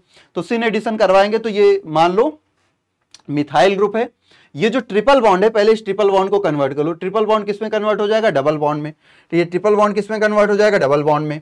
इस पे एक मिथाइल ग्रुप है, एक हाइड्रोजन आ जाएगा, फिर अगेन जो इधर हाइड्रोजन आएगा वो इस हाइड्रोजन के सेम डायरेक्शन में, क्योंकि हमने क्या कहा, लिंडलार कैटलिस्ट क्या करता है, सिन एडिशन करता है। तो यहाँ पे जो हाइड्रोजन होंगे वो हाइड्रोजन किस डायरेक्शन में होंगे, इसी के, दोनों हाइड्रोजन सेम डायरेक्शन में आ जाएंगे। फिर इसके बाद ये आपके पास यहाँ पे मिथाइल ग्रुप भी है, यहाँ पे हाइड्रोजन है। फिर इधर अगर आप आते हैं तो यहाँ पे डबल बॉन्ड है, यहाँ पे मिथाइल ग्रुप है, अगेन हाइड्रोजन है और हाइड्रोजन है। अब आप देखें तो इस ग्रुप को और इस ग्रुप को ध्यान से देखिए, ध्यान से देखिए, इस पूरे ग्रुप को देखिए और इस पूरे ग्रुप को देखिए, ये दोनों ग्रुप क्या सेम हो चुके हैं, बिल्कुल।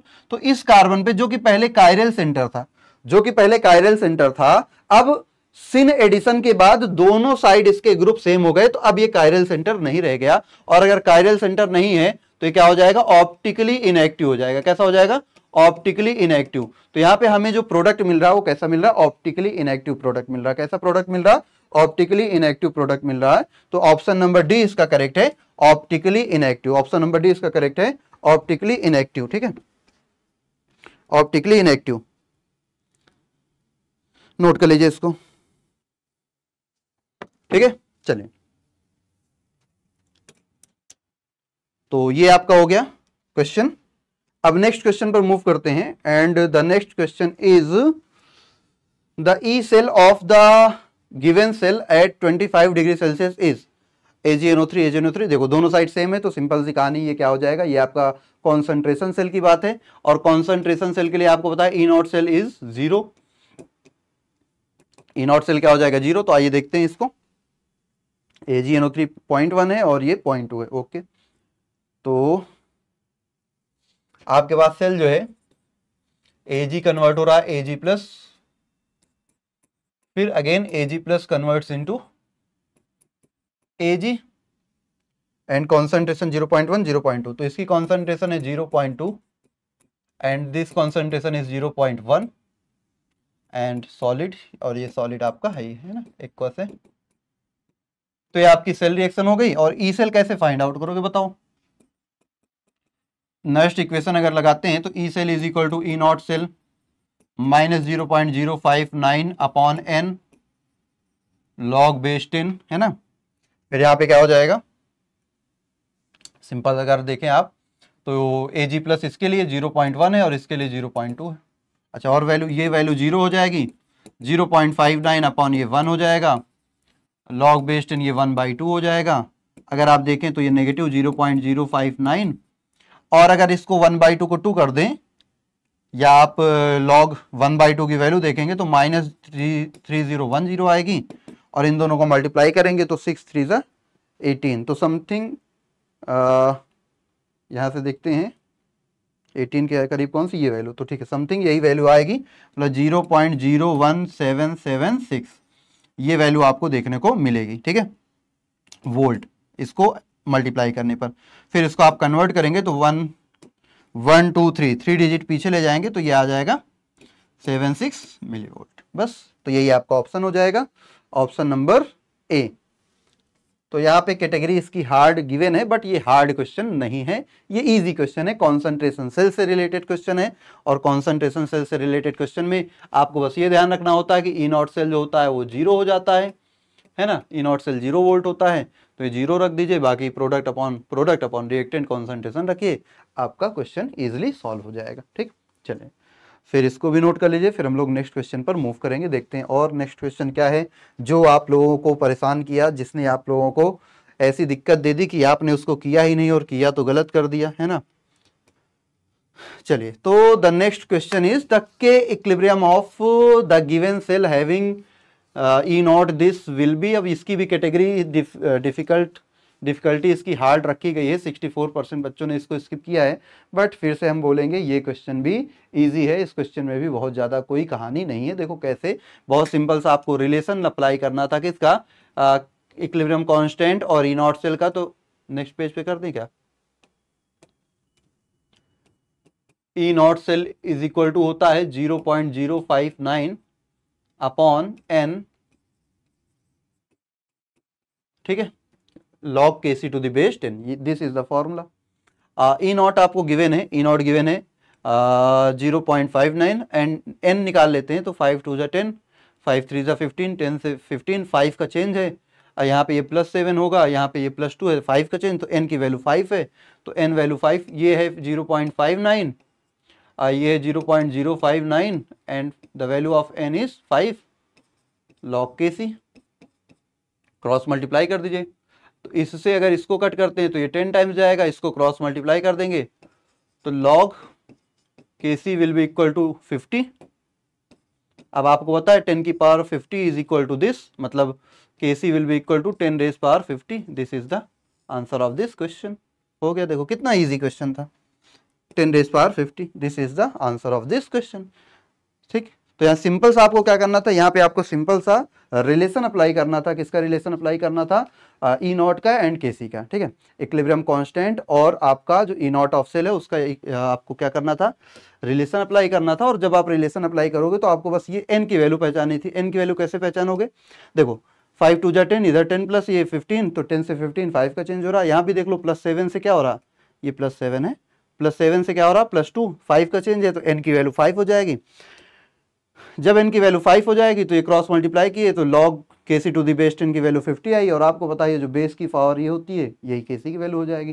तो 10 power 50 is equal to Kc, तो Kc की वैल्यू क्या आई, 10 रेज पावर 50। बताओ, 2 लाइन का आंसर था बस इसमें, तो बहुत ज़्यादा प्रॉब्लम वाले क्वेश्चन ये नहीं है। चलो नेक्स्ट क्वेश्चन पर मूव करते हैं and the next question is the mass of nickel deposited at cathode by passing 1 ampere current for 10 minutes through nickel nitrate solution using platinum electrodes will be. तो आपको पता है यहाँ पे इलेक्ट्रोलिसिस की बात हो रही, Faraday's first law of electrolysis apply करो, आंसर आ जाएगा सिंपल सी। निकल deposited at cathode by passing 1 ampere current, तो आपकी करंट कितनी है 1 एम्पियर की है फॉर 10 मिनट्स, तो टाइम कितना है 10 मिनट्स का है, तो इन मिनट्स को सेकेंड में कन्वर्ट कर लो 60 सेकेंड, तो ये हो जाएगा 600 second through nickel nitrate solution using platinum electrodes will B. Atomic number 58.6 given है। तो सिंपल सी कहानी आप देखो, अगर आप निकल नाइट्रेट के सॉल्यूशन में निकल को देखोगे तो निकल नाइट्रेट के सॉल्यूशन में जो निकल है वो कैसा है Na2+ + 2NO3-। अब आप यहाँ निकल फॉर्मूला आपको पता है फर्स्ट लॉ ऑफ इलेक्ट्रोलिसिस का, W = E × I × T divided by 96500। तो बताओ E की वैल्यू फाइंड आउट करनी, E की वैल्यू कैसे फाइंड आउट करते हो, atomic mass upon n factor, atomic mass इसका गिवन है 58.6 और n factor is 2 because of the valency, इसकी वैलेंसी 2 है, तो ये क्या हो जाएगा 58.6 × I कितना है 1 एम्पियर है एंड टाइम आ गया 600 डिवाइडेड बाई 96500 इंटू 2, 2 क्यों इसका वाला 2 ना, ये डिवाइडेड बाई 2 इसका वाला 2, ये 58.6 डिवाइडेड बाई 2। तो बताओ 2 0 से 2 0 ये कैंसिल आउट कर दो, 2 से इसको कैंसिल आउट कर दो, तो ये 3 टाइम्स आ जाएगा, तो यहाँ पे क्या आ जाएगा 6 का 3 टाइम्स 18 1 24 5 2 15 और 17 175 डिवाइडेड बाई 965। अब इसको अगर हम देख लें थोड़ा सा अपना कैलकुलेशन अच्छा करके, इसको हम अगर 0.38 ठीक है, तो इसको अगर हम देखें तो 9 से अगर कट करते हैं तो 9 2 जा, तो इसको हम थोड़ा सा हेल्प लेते हैं यंत्र मेथड की। अच्छा इसमें ऑप्शन तो दिया ही है, ए आंसर गिवन है, कैलकुलेट कर लोगे आप, कैलकुलेट हम लोग एग्जैक्ट कर लेना,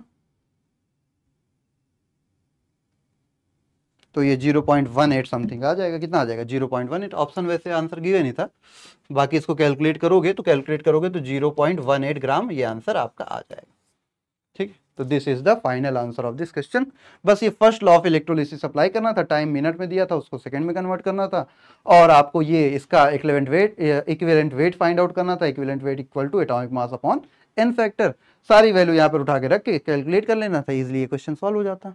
और सेकेंड मेथड भी है इस क्वेश्चन का, और मेथड भी है इस क्वेश्चन का, दूसरा मेथड बता दें, दूसरा मेथड देख लो, देखो सिंपल सा, निकल नाइट्रेट सॉल्यूशन में निकल है कुछ इस फॉर्म में, तो जब हमने 2 फैराडे 2 मोल्स इलेक्ट्रॉन मतलब 2 फैराडे चार्ज दिया तो 1 मोल निकल मिला, 1 मोल निकल मिलने का मीन्स इसका 58.6 ग्राम निकल मिला। तो 58.6 ग्राम निकल के लिए कितना चाहिए 2 फैराडे, बताओ 2 फैराडे मतलब 2 × 96500 कूलॉम से हमें मिल रहा है 58.6। तो बताओ 1 कूलॉम से कितना मिलेगा, 1 कूलॉम से मिलेगा 58.6 डिवाइडेड बाई 2 × 96500। अब एक बात बताओ हमारे पास चार्ज कितना है, तो हमारे पास करंट था 1 एम्पियर का और टाइम था 10 मिनट्स, जिसको अगर हम सेकेंड में कन्वर्ट करते तो 600 सेकेंड, तो चार्ज कितना Q = I × T, तो आ जाता 600 कूलॉम का चार्ज आ जाता। तो 1 कूलॉम से इतना मिल रहा है, तो बताओ 600 कूलॉम से कितना मिलता, तो 600 कूलॉम से 58.6 × 600 डिवाइडेड बाई 2 × 96500, सेम चीज आती, आप कैलकुलेट करोगे 0.18 ग्राम, वही आंसर आएगा। कोई चाहे आप डायरेक्ट फॉर्मूले से करो चाहे बेसिक कॉन्सेप्ट से करो, आपका आंसर वही मिलने वाला है। ठीक है, चलो देन हम मूव करते हैं नेक्स्ट क्वेश्चन पर। चलिए, तो हमारे पास जो नेक्स्ट क्वेश्चन है इसको भी हार्ड की कैटेगरी में रखा गया है, हालांकि इसको स्किप करने वाले बच्चों की संख्या कमी है, 19.3% है। तो आइए देखते हैं इस क्वेश्चन की कहानी, और ये क्वेश्चन बेस्ड है आरएनएस इक्वेशन पे। किस पे बेस्ड है, आरएनएस इक्वेशन पे। आपने देखा है जब टेम्परेचर के साथ चेंज होता है रेट कांस्टेंट में, तो आरएनएस इक्वेशन कुछ ऐसा हो जाता है ना, log K2/K1 is equal to EA upon 2.303 R T2 minus T1 by T1 into T2, this is the formula. तो आपसे कह रहा है the activation energy for reaction whose rate triples, rate triples होने का मतलब K2 बाई K1 कितना हो गया, 3 times K2 by K1 triples when temperature changes from 300 kelvin to 320 kelvin. ये 300 से 320 हो रहा है, तो चलो यहाँ पे रख देते हैं। ये हो गया 3 टाइम्स, ये हो गया EA, यही फाइंड आउट करना है 2.303 and the value of R is 8.314। ये है 320, ये है 300 अपॉन 320 इंटू 300, तो द वैल्यू विल बी, इसकी वैल्यू क्या है 477। EA इज हमें फाइंड आउट करना है 2.303 इंटू 8.314, यहाँ पे ऊपर आ जाएगा 20 डिवाइडेड बाई 320 इंटू 300, तो इससे कट कर देते हो तो 16 आ जाता। तो ओवरऑल जब आप फाइंड आउट करोगे, EA कैलकुलेट करोगे, इसको हम थोड़ा सा हटा दे रहे हैं, यहाँ से जब ओवरऑल EA की कैलकुलेशन आप कीजिएगा तो EA will be 0.477 into 2.303 into 8.314 into 16 into 300, बस यही है। इसको आप क्रॉस मल्टीप्लाई कर देंगे तो फाइनली आपका आंसर आ जाएगा 43.84 किलो जूल पर मोल, किलो जूल में ये आएगा। सारा मल्टीप्लाई करने के बाद आपको ये आंसर मिलेगा, ऑप्शन नंबर बी। ठीक है, जब आप इसको सारा मल्टीप्लाई कर देंगे तो ये आपको क्वेश्चन आंसर मिल जाएगा। ठीक है, तो बस यही आपके, और देखते हैं क्या कुछ क्वेश्चंस हैं। और क्वेश्चंस तो नहीं है, बस यहाँ पे आपका इस क्वेश्चन को आप नोट कर लीजिएगा। तो यहाँ पे आपके जो मोस्ट इंपॉर्टेंट 10 स्किप्ड क्वेश्चन है, मोस्ट स्किप्ड क्वेश्चन है ना, और मोस्ट इनकरेक्ट क्वेश्चन जो आप लोगों ने RTS में जिसका या तो आंसर गलत दिया या तो सबसे ज़्यादा उसको स्किप किया था, उन क्वेश्चंस का सॉल्यूशन था। देखो बहुत ही इजी क्वेश्चन है, जब आपके बेसिक कॉन्सेप्ट सारे क्लियर होंगे तो आप क्वेश्चन को इजीली बना लेते हो। तो आप थोड़ी सी, अगर आपको इन क्वेश्चंस में प्रॉब्लम है तो थोड़ा सा बेसिक्स पे वर्क करो, क्वेश्चन प्रैक्टिस ज़्यादा से ज़्यादा करो, और जितनी ज़्यादा क्वेश्चन प्रैक्टिस करोगे उतना ज़्यादा आपके लिए बेहतर होगा, चीज़ें आसान होती जाएंगी। ठीक है, तो चलिए आज का सेशन यहीं पर करेंगे ख़त्म, फिर हम लोग मिलते हैं किसी और वीडियो, किसी और सॉल्यूशन वीडियो के साथ नेक्स्ट टाइम। तब तक के लिए सभी को बाय बाय। हेलो बच्चों, जैसा कि आप स्क्रीन पर देख सकते हो, हम डिस्कस करेंगे ऐसे क्वेश्चंस जो बच्चे बहुत ज़्यादा स्किप कर देते हैं या तो करते हैं तो गलत हो जाता है आंसर। तो आपको NRTS जो 4 नंबर वाला NRTS था, रियल टेस्ट सीरीज, उसके कौन कौन से बॉटनी के क्वेश्चंस हैं चलिए डिस्कस करते हैं। बहुत कम ही ऐसे क्वेश्चंस हैं बेटा बॉटनी में जो बच्चे गलत किए हैं या स्किप किए हैं, बट जो भी क्वेश्चन है लेट्स डिस्कस इट। सबसे पहले तो आप देख सकते हो ये क्वेश्चन है, इसमें तो आधे बच्चों को ये नहीं पता चला होगा ये क्वेश्चन आया कहाँ से है ना, और उस चक्कर में शायद आप सोच सकता है घबरा गए हो कि हमने तो ऐसा पढ़ा ही नहीं, ये कहाँ दिया हुआ है। तो मैं आपको बता देती हूँ बेटा, आपको इस साल बहुत सारे ऐसे क्वेश्चंस मिलेंगे जो यूनिट के इंट्रोडक्शन से होंगे या समरी के इंट्रोडक्शन से होंगे। अब ये किस यूनिट के हैं? इनएनिमेट वाली बातें आप कहाँ पर पढ़ते हो बेटा? Living, non living. इनएनिमेट का मतलब होता है बेटा नॉन लिविंग। ठीक है, तो ये आपको मिलेगा बेटा diversity in the living world में। दूसरी line, early man could easily perceive the difference between inanimate matter that is non living and living organism. तो ये बात तो बिल्कुल सही है। फुल स्टॉप करके फिर अगली लाइन देखो क्या लिखी हुई है, early man deified some of the inanimate matter, wind, sea and fire सब नॉन लिविंग है बेटा, and some among the animals and plants. तो ये भी सही है। और बेटा ऐसा एनसीईआरटी ने रीजन तो नहीं बताया इसका, अलग से स्टेटमेंट, 2 अलग अलग स्टेटमेंट दी हुई है, फुल स्टॉप के बाद शुरू हुई है, तो एक्सप्लेनेशन नहीं है, but individually these 2 statements are right. और कहां पर दिया हुआ है एनसीईआरटी में वो भी मैंने आपको बता दिया। ठीक है, तो होप अब आपको समझ में आ गया होगा। और अगला क्वेश्चन जो डिस्कस करना है दैट इज आई गेस, हाँ 72.8% बच्चों ने इसको गलत दिया था। ये 126वां क्वेश्चन नंबर है हमारे RTS 04 का। इसका आंसर भी दिया हुआ है। ठीक है, देख लेते हैं क्या गलत है। हाँ, मेगास्पोरेंजियम जिम्नोस्पर्म का ओव्यूल बोलते हैं, यस ये तो सही है। माइक्रोस्पोरेंजिया जो होता है उसको पॉलन ग्रेन्स कहा जाता है बेटा। माइक्रोस्पोरेंजिया के अंदर जो पॉलन माइक्रोस्पोर्स बनता है, उन माइक्रोस्पोर्स की फर्दर डेवलपमेंट बेटा पॉलन ग्रेन्स बनाती है। तो ये तुम गलत कैसे कर सकते हो, ये तो गलत ही है ना। माइक्रोस्पोरेंजिया तो झोला हो गया ना बेटा, माइक्रोस्पोरेंजिया तो झोला है। स्पोरेंजिया मैं बच्चों को बोलती हूँ झोला, जिस झोले के अंदर माइक्रोस्पोर्स बने वो माइक्रोस्पोरेंजिया का झोला। अब ये माइक्रोस्पोर्स बनाएगा और वो माइक्रोस्पोर्स हैप्लॉइड होते हैं, मियोसिस के बाद आते हैं, और वो माइक्रोस्पोर्स फर्दर डेवलप करते हैं तो male gametophyte, highly reduced male gametophyte बनता है, represented by limited number of cells, that is also haploid. तो ये गलत दिया हुआ है बेटा, माइक्रोस्पोर्स दिया होता कि उसको पॉलन ग्रेन्स बोलते हैं तो सही होता। तो ये तो statement 1 is correct and statement 2 is incorrect. मुझे पता है बच्चों आप लोग को आता होगा, हो सकता है प्रेशर और जल्दबाजी के चक्कर में आपने सही से नहीं पढ़ा, माइक्रोस्पोरेंजिया को माइक्रोस्पोर्स पढ़ के मार्क कर दिया होगा, बट प्लीज अपनी गलतियां देखें, सिली मिस्टेक अवॉइड करें, आपका भला होगा। तो यही 2 क्वेश्चंस थे बेटा जो हमारे बॉटनी के थे। होप आप दोबारा ऐसी गलतियां ना करो मेन एग्जाम में और अपनी गलतियों से सीखो। Bye bye bye. हेलो मेरे प्यारे प्यारे बच्चों, स्वागत है आपका पीडब्ल्यू टेस्ट सीरीज चैनल पे। मैं हूं आप सबकी दीक्षा मैम। तो जैसे कि रियल टेस्ट सीरीज अभी बहुत सारे एग्जाम हो चुके हैं, बहुत पेपर हो चुके हैं, टेस्ट हो चुके हैं, तो हमने एनालिसिस करी कि कुछ ऐसे क्वेश्चन है जो बच्चों को टफ लग रहे हैं, कुछ ऐसे क्वेश्चन है जो बच्चे जिसमें गलतियां कर रहे हैं, तो वो क्वेश्चन बेटा मैं लेके आई हूं। तो चलो हम इनको डिस्कस करते हैं और देखते हैं मेरे लालों ने कितने रंग लगाए हैं ना। कोई बात नहीं बेटा, इंसान गलतियों का पुतला है और गलतियों से सीखना ही हमारा फर्ज है।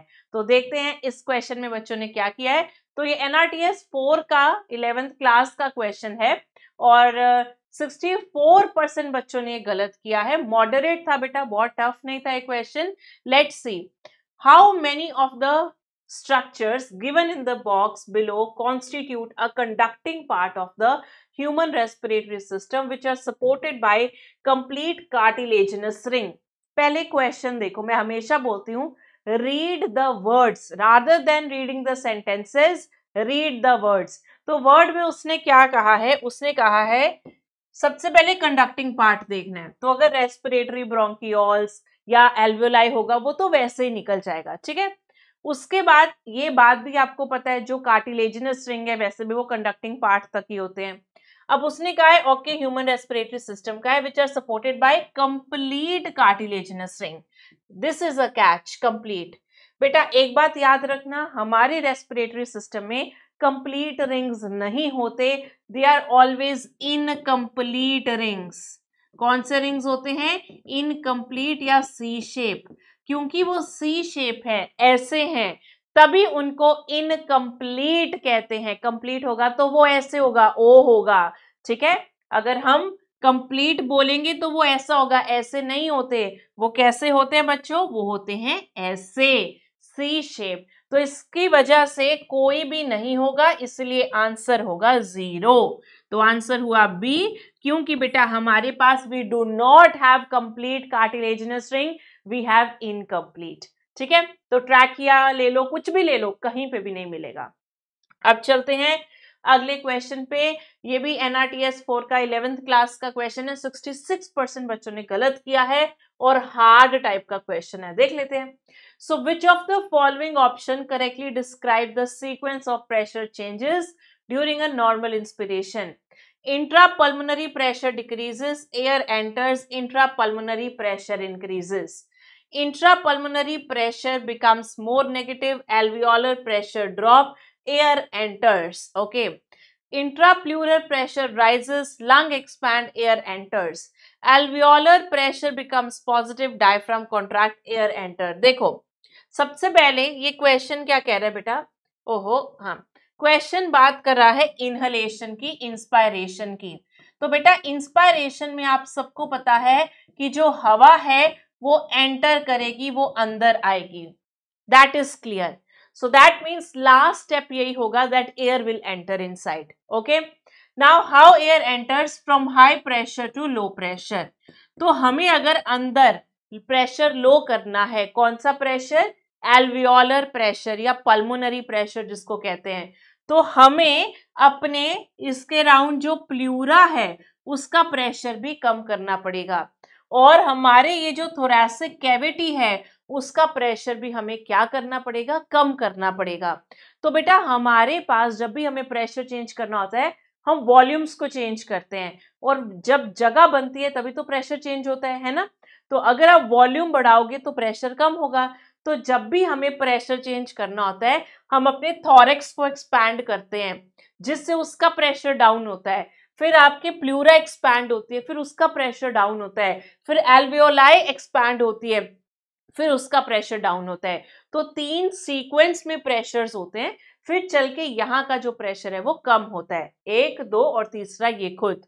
तो इसीलिए बेटा आंसर क्या बना, पहली बात तो जो प्रेशर है वो कभी भी राइज नहीं करेगा, प्रेशर पॉजिटिव नहीं होगा, वो नेगेटिव होगा। तो जो इंट्रा प्लूरल प्रेशर है बेटा पहले वो नेगेटिव होगा, फिर एल्वियोलाई का जो प्रेशर है, पल्मोनरी प्रेशर है, वो नेगेटिव होगा, वो ड्रॉप होगा, फिर आपका जो हवा है वो अंदर आएगा। इसने क्या बोला कि पहले पल्मोनरी प्रेशर कम होगा, एयर आ जाएगी, फिर प्लूरल प्रेशर बढ़ेगा, ऐसा नहीं होता। We are just talking about inhalation. तो इसलिए आंसर बच्चों क्या बनेगा, बी। आई होप ये आपको समझ में आ गया होगा। अगला करते हैं बच्चों, नेक्स्ट क्वेश्चन है अगेन एनआरटीएस 4 का क्वेश्चन। 84.7 परसेंट बच्चों ने ये गलत किया है, हार्ड टाइप का क्वेश्चन है। ओके देखते हैं, how many of the following is और are correctly match. Lungs primary organ of respiration in human being protected by ribcage, बिल्कुल सही। Opening of external nostril above the upper lips, बिल्कुल सही। Respiration by amphibian only through moist skin, गलत। Frog को याद कर लो, वो लंग्स से भी रिस्पायर करते हैं, बकल कैविटी से भी, स्किन से भी। Spirometer helps in clinical assessment of pulmonary volumes, ठीक है।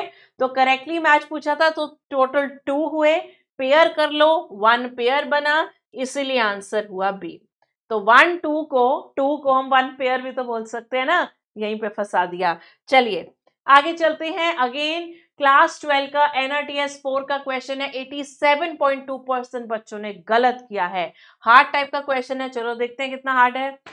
A diagnostic technique called amniocentesis, ठीक है, टेक्निक है amniocentesis, allow examination of foetal cell, foetal cell को एग्जामिन करते हैं इसमें, ठीक है।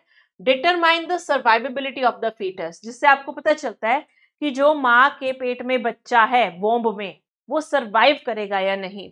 However it can also be misuse, ठीक है, मिसयूज कर सकते हैं for determining the sex of the born child. This is the catch, unborn child, जो बच्चा पैदा नहीं हुआ उसका पता चलता है एमनियोसेंटेसिस से। जो पैदा हो गया वो तो बता ही रहा है कि मैं लड़का हूं या लड़की हूं, है ना। Which has led to widespread ethical concern and declining female sex ratio in several regions. तो बेटा the statement is true for methodology but false for the misuse. तो ऊपर तो उसने सही बता दिया कि methodology क्या है, इसमें हम fetal cell को चेक करते हैं और उसकी survivability पता चलती है, पर misuse में क्या गलत है, सिर्फ एक वर्ड के कारण, है ना। तो चलिए आई होप आपको ये समझ में आ गया होगा। नेक्स्ट करते हैं अगेन क्लास 12 का एनआरटीएस 4। कितने बच्चों ने गलत किया, 65.5 एंड मॉडरेट था question. Okay let's see, read the following statements and select the option with correct statement. A national level approach to build up a reproductively healthy society was taken up in our country in 1950. सही है, तो national level पे जो हमने plan चलाया था, family planning programme, वो 1951 में हुआ था, विच इज एब्सोल्युटली राइट। तो ये सही कह रहा है। Emergency contraceptives are if used within 72 hours of intercourse. Coitus, अगर किसी ने आज सेक्सुअल इंटरकोर्स किया, उनको लग रहा है अनप्रोटेक्टेड किया, बेबी हो सकता है, तो ये पिल्स जो होती है इमरजेंसी वाली, दे कंटेन प्रोजेस्ट्रॉन या प्रोजेस्ट्रॉन एस्ट्रोजन का कॉम्बिनेशन। तो अगर ये इनको 72 आवर्स के अंदर अंदर लेते हैं तो इम्प्लांटेशन होने से बचती है, तो प्रेगनेंसी होने से बचती है, not ovulation. Okay, menstrual phase need no contraceptive tablet. तो बेटा ये बात बिल्कुल सही है, अब इसमें बच्चे फंसे होंगे। जनरली जब भी हम कॉन्ट्रासेप्शन यूज करते हैं बच्चों, तो हम पीरियड्स के जो मेंस्ट्रुएशन वाला टाइम होता है तभी करते हैं, around 3rd to 5th day of menstrual cycle या within 3rd to 5th day. क्यों? क्योंकि मेंसेस वाले फेज को कॉन्ट्रासेप्शन की जरूरत नहीं होती, उस टाइम पे हार्मोन्स लो होते हैं और फॉलिकल अभी इतने डेवलप नहीं हुए होते। सो दैट्स व्हाई हम सी को करेक्ट मानेंगे। Condoms are one of the most popular contraceptive among male. Males में देखें तो सबसे ज्यादा क्या यूज होता है, कॉन्डम्स यूज होते हैं। There is no reason to panic for STI, सही है, पैनिक नहीं करना अगर हो जाती है, डॉक्टर के पास जाने का, है ना। तो गलत सिर्फ बी है, तो आंसर बना आपका करेक्ट पूछा था इसमें A C D and E, D is the answer. ठीक है, चलो अभी देखते हैं बेटा नेक्स्ट क्वेश्चन। अगेन क्लास 12 का है एनआरटीएस 4। 68.9 बच्चों ने गलत किया है, हार्ड है। Okay, Given below are two statements, one as assertion, other is reason. Assertion: contraceptive pills and abortion pills are both used to prevent pregnancy. False. आप अगर प्रेगनेंसी हटाना चाहते हैं और एक प्रेगनेंसी प्रिवेंट करना चाहते हैं, दो अलग चीजें हैं बेटा। एक है कि बच्चा पेट में आ गया, you want to get rid of it. एक है कि आप बच्चा ही नहीं करना चाहते, बच्चा ही नहीं चाहते ही नहीं कि फर्टिलाइजेशन हो, ठीक है। तो कॉन्ट्रासेप्टिव पिल्स हम लेते हैं अपनी प्रेगनेंसी को प्रिवेंट करने के लिए। आप नहीं चाहते कि फर्टिलाइजेशन हो, इम्प्लांटेशन हो। अबॉर्शन पिल्स हम तब लेते हैं जब इम्प्लांटेशन हो गई, वो ग्रो भी कर गया, and now you don't want a baby. So abortion pills can never be used to prevent the pregnancy. It is used to get rid of unwanted pregnancy. Contraceptive pills work by inhibiting ovulation, whereas abortion pills terminate an established pregnancy. वही जो मैंने कहा, ये आपकी ovulation को या pregnancy जो अभी नहीं हुई उसको प्रिवेंट करेगा, पर आपका जो ये है टर्मिनेट करेगा जो हो चुकी है ऑलरेडी, डिसरप्टिंग इम्प्लांटेशन और इंड्यूसिंग यूटेराइन कॉन्ट्रैक्शन। तो इसलिए बेटा आंसर क्या बना? Assertion is false and reason is true. Okay, चलिए अगला है ड्रॉपर का है NRTS 4 का। 63.4 बच्चों ने गलत किया, हार्ड टाइप का क्वेश्चन है, देखते हैं। Read the following statements and choose the correct option. पहला है hydrostatic pressure during glomerular filtration is responsible for the formation of concentrated urine. देखो ये गलत है, क्यों? हाइड्रोस्टैटिक प्रेशर से GFR पे फर्क पड़ता है। अगर आपको यूरिन कॉन्सेंट्रेट करना है तो आपको काउंटर करंट मैकेनिज्म चलाना होगा, उसमें इसका कुछ लेना देना नहीं है, तो ये गलत। Second, during summer when a body loses a lot of water by evaporation then the release of anti diuretic hormone is suppressed from hypothalamus. तुम बाहर खेल रहे हो, गर्मी का मौसम, पसीनो पसीन, वाटर लॉस हो रहा है, तो वाटर लॉस अगर बॉडी से हो रहा है तो यूरिन से तो बचाएंगे ना, तो फिर हाइपोथैलेमस क्या करेगा? ADH का रिलीज करेगा, ना कि उसका इनहिबिशन होगा। इसने क्या लिख दिया? The release of ADH is inhibited, तो ये गलत हो गया, ठीक है। Third, removal of PCT from nephron will result in no urine formation. गलत। अगर आप किसी की PCT निकाल दोगे, बाकी सब कुछ अगर होगा, यूरिन बनेगा, but urine will be a dilute urine. Why? क्योंकि 70 से 80% रीअब्जॉर्प्शन वाटर की, न्यूट्रिएंट्स की, इलेक्ट्रोलाइट्स की यही करता है। Efferent arteriole carries the blood away from the glomerulus towards the renal vein, not artery. बेटा हमारे में कैसे होता है किडनी में? अगर ये आपकी किडनी है ना, तो इसमें रीनल आर्टरी आएगी ऑक्सीजनेटेड ब्लड लेके, रीनल आर्टरी आएगी ऑक्सीजनेटेड ब्लड लेके, फिर वो ओपन होती है आर्टीरियोल्स में। कौन सी arteriole? Afferent arteriole. Afferent arteriole फिर कैपिलरीज बनाती है, द टफ्ट ऑफ कैपिलरी, जिसे हम ग्लोमेरुलस कहते हैं। फिर एफरेंट आर्टीरियोल ग्लोमेरुलस से हटती है और फिर वो वेन्यूल्स में खुलती है, एंड वेन्यूल्स अल्टीमेटली यहाँ पे हमारे पास क्या होता है, जो एफरेंट आर्टीरियोल है, क्योंकि नॉर्मली तो आर्टीरियोल कैपिलरीज बनाती है, फिर कैपिलरीज वेन्यूल्स में खुलती हैं, बट यहाँ पे हमने पहले आर्टीरियोल बनाई, फिर कैपिलरी बनाई, या फिर आर्टीरियोल बना दी, तो सीधी सी बात है फिर क्या बनेगा? कैपिलरी बनेगी। तो पेरिट्यूबुलर कैपिलरी, वासा रेक्टा, फिर उसके बाद आपकी वेन्यूल्स, और फिर अल्टीमेटली जो भी आपका ब्लड होगा डीऑक्सीजनेटेड, वो रीनल वेन में खुलेगा। हमारे सब ऑर्गन में ऐसा ही सिस्टम होता है, इसमें थोड़ा सा स्पेशल है। कैसे होता है? आर्टरी होती है, आर्टरी खुलती है आर्टीरियोल में, आर्टीरियोल खुलता है कैपिलरी में। यहाँ पे भी तो ये है, बस यहाँ पे थोड़ा सा सिस्टम थोड़ा और एक्सपैंड हो गया। आर्टरी से कैपिलरी, फिर आर्टीरियोल से कैपिलरी, फिर उसके बाद फिर से आर्टीरियोल, फिर कैपिलरी, फिर अल्टीमेटली वेन्यूल एंड वेन्स। तो ज्यादातर जब आप इसके क्वेश्चन सॉल्व करते हो, they don't mention venules, they just say it directly goes into when, that is also correct. Okay, तो इसलिए बच्चों आपका ये भी स्टेटमेंट गलत, सारे स्टेटमेंट गलत है, तो आंसर क्या बना बच्चों? बी बना, ठीक है। तो चलो, आई होप ये भी आपको अच्छे से समझ में आ गया होगा। अगेन ड्रॉपर का है एक क्वेश्चन, 69.9% बच्चों ने रॉन्ग किया है, हार्ड है। Okay, how many of the following structure given in the box below are included in renal tubule? तो बेटा आपका जो नेफ्रॉन है उसके दो हिस्से होते हैं, एक तो मालपीजियन कॉर्पसल, आपका रीनल कॉर्पसल जो होता है, मालपीजियन बॉडी जो होता है, एक तो वो होता है, ठीक है। मालपीजियन बॉडी में बच्चों क्या आता है, मालपीजियन बॉडी में आता है ग्लोमेरुलस और बोमेन्स कैप्सूल, और उसके बाद वाला होता है रीनल टिब्यूल।